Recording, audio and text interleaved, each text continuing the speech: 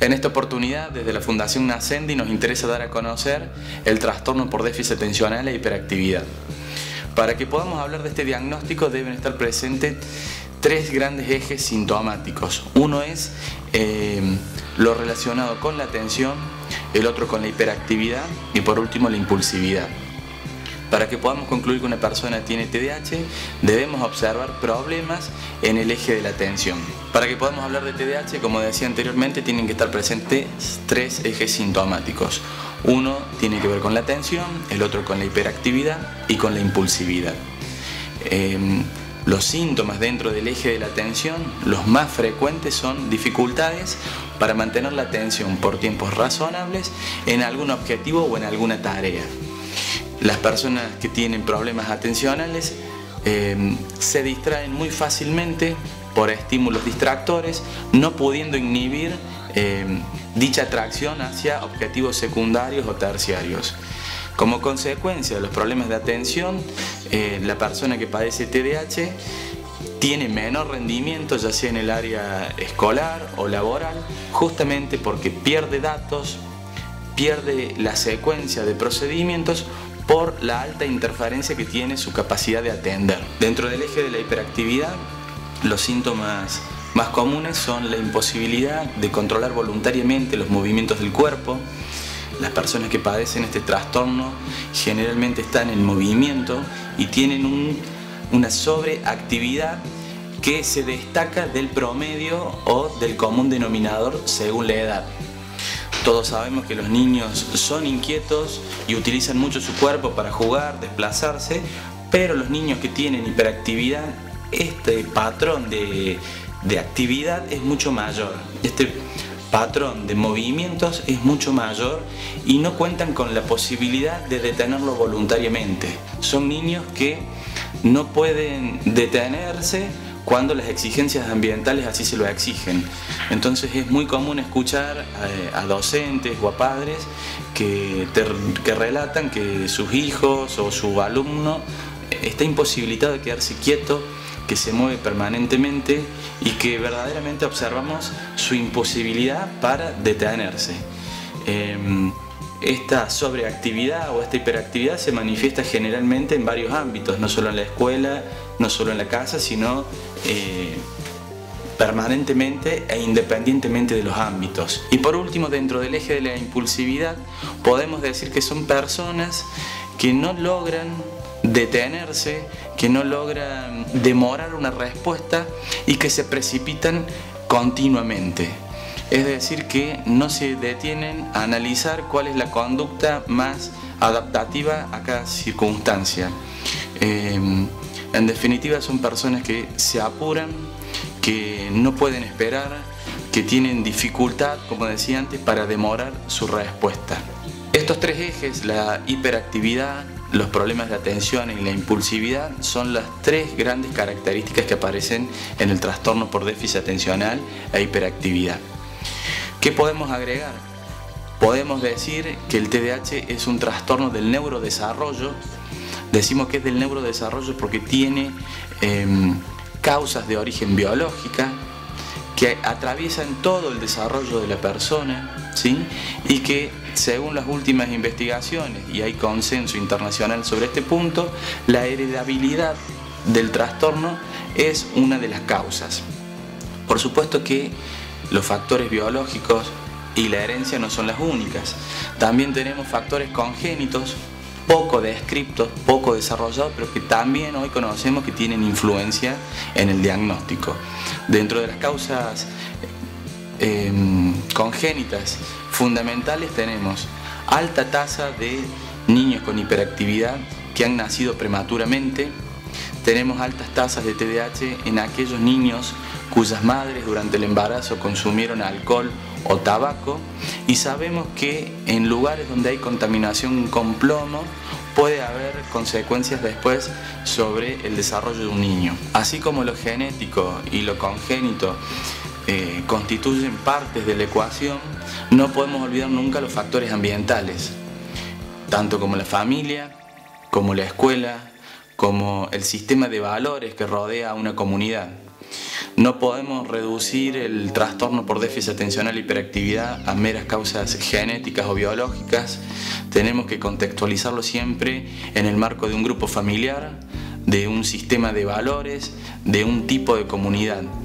De hecho, los factores o las variables ambientales pueden hacer que determinadas expresiones genéticas se den o no se den. Cuando hablamos de TDAH, vuelvo a decir, no nos podemos limitar a ninguno de los aspectos antes mencionados. Se tiene que dar una ecuación en donde están presentes todas estas variables. ¿Qué se puede agregar además de lo antes dicho? Epidemiológicamente hay consenso internacional que establece que entre el 3 y el 5% de la población puede padecer el trastorno por déficit atencional e hiperactividad. Hay una gran diversidad de estudios epidemiológicos y de muestras representativas. El 3 y el 5% hoy ya sabemos que son cifras conservadoras. Hay estudios que ya nos están hablando de porcentajes aún mayores. Entre el 7 y el 9% podría ser un porcentaje razonable cuando tenemos que hablar de la incidencia de este trastorno. Un subcapítulo del TDAH y pocas veces hablado también es el trastorno por déficit atencional o TDA. Cuando hablamos de TDA nos estamos refiriendo a personas que tienen la misma condición biológica pero que sintomatológicamente no manifiestan ni hiperactividad ni impulsividad. Todos sus síntomas están centrados en el eje de la atención. La proporción entre varones y mujeres también oscilan. Hablando de TDA, observamos que hay mayor cantidad de mujeres que lo tienen, ¿sí? Los varones son más propensos al TDAH, es decir que aparte del problema de atención, presentan síntomas de hiperactividad y de impulsividad. Aclaro esto, lo del TDA, porque es un diagnóstico que en este momento está siendo muy difícil detectarlo, justamente porque no presenta síntomas a nivel conductual que sean fácilmente observables. Se manifiesta generalmente, vuelvo a decir, más en mujeres que en varones, y los mismos problemas de atención. En la atención sostenida, dificultad para concentrarse, dificultad para organizarse, y a diferencia de las personas con TDAH que tienen hiperactividad, las personas con TDA tienen un fenómeno que se llama hipoactividad.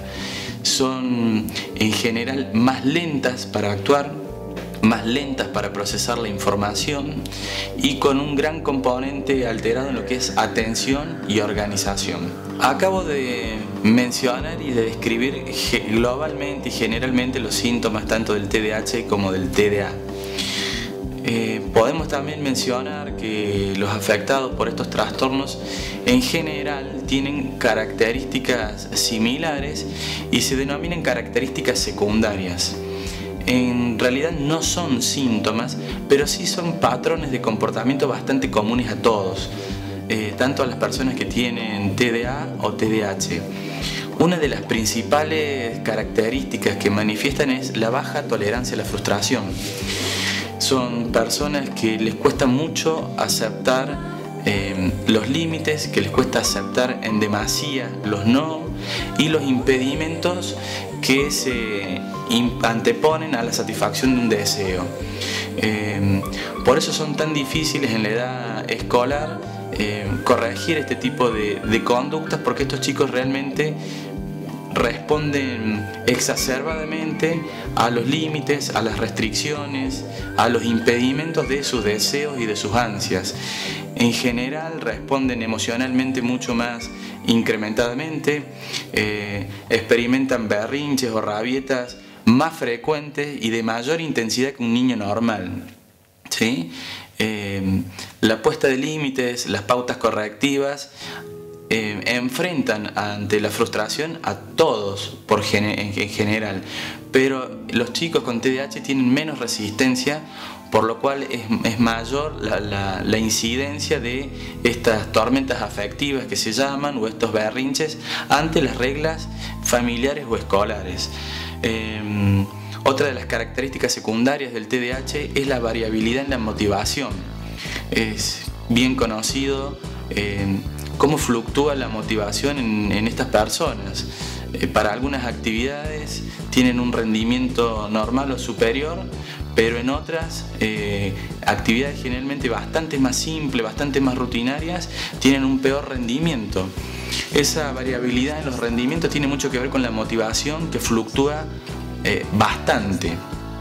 Hoy sabemos bastante de la neurobiología de la motivación, conocemos también que en el TDAH hay afectación en determinados circuitos neurales, en la participación de ciertos neurotransmisores que modulan este último aspecto que yo estoy describiendo. La regulación de las emociones, el tono emocional, también es otro aspecto que vemos muy frecuentemente. Las personas con TDAH tienen dificultad para controlar sus reacciones, sus sentimientos. Hay momentos de éxtasis, hay momentos en donde por estímulos que no debieran desencadenar respuestas muy intensas, en estos chicos lo logran, o viceversa. Hay situaciones en donde el ambiente generaría consecuencias emocionales intensas y en estos chicos no. Tienen una verdadera dificultad para manejar sus emociones y sus sentimientos. Como consecuencia de estas características secundarias del TDAH, que podríamos sintetizar en su baja tolerancia a la frustración, dificultades para prever la consecuencia de sus actos, el mal manejo en la regulación de las emociones, las dificultades en mantener la motivación, encontramos un deterioro en su autoestima, justamente porque están expuestos a mayor cantidad de situaciones frustrantes. Las personas con TDAH reciben mayor cantidad de rechazo psicosocial, justamente porque tienen dificultades para seguir los patrones de conducta normalmente estandarizados. Sufren mayor cantidad de reprimendas, de penitencias, de sanciones que el común general de la población. Y esto a lo largo del desarrollo va generando un patrón de inseguridad, de falta de confianza, va generando una autoestima que se nos va debilitando progresivamente. Las posibilidades de lograr objetivos y de mejorar los síntomas y de lograr una vida armoniosa, ya sea en el ámbito escolar o laboral, son muy altas.